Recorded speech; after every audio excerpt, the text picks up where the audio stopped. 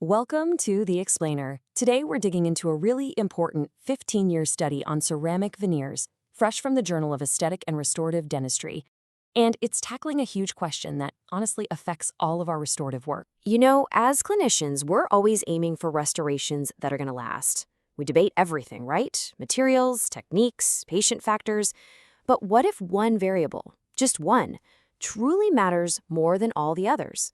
Well, this incredible study set out to find that exact answer. So to get that answer, the researchers went deep. This was a robust retrospective investigation. They looked at patient records going all the way back to 2001 and followed them through 2023. That gives us an incredibly powerful long-term view of how these restorations actually hold up in the real world. And the scale here is pretty impressive. We're talking about 672 individual lithium disilicate ceramic veneers. But here's what makes this study so solid. For maximum consistency, every single prep was done by one clinician, and every single veneer was made by one master ceramicist. That's how you get clean data. Okay, now this is the most critical part of the study's design. The researchers sorted every single case based on one key variable: how much dentin was exposed after the prep. So you had group 1, that's your ideal scenario, 0 dentin, a pure enamel bond. Then group 2 with just a little exposure, under 30%. And finally group 3, where the dentin exposure was more significant, over 30%. So what's the verdict? Well, the headline here is just fantastic news. Across all the veneers, the cumulative estimated survival rate over 15 years was a remarkable 96%. This is huge.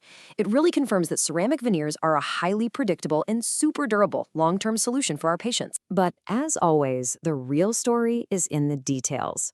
When you break it down by group, a crystal clear trend emerges. A pure enamel bond, you're looking at 96.7% survival. Great. Minimal dentin exposure, it barely moves, down to 95.3%.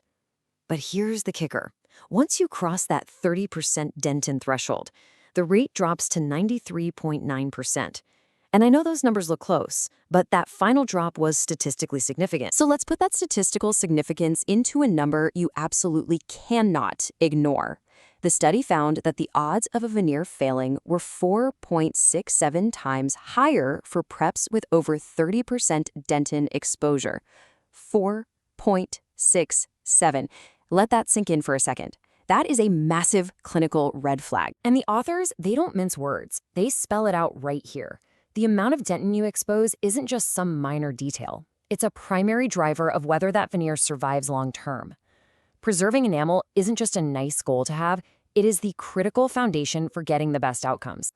All right, so we've established it. Enamel is king. But what about all those other factors we love to debate in the clinic? You know, things like, does the tooth vitality really matter? What if it's had a root canal?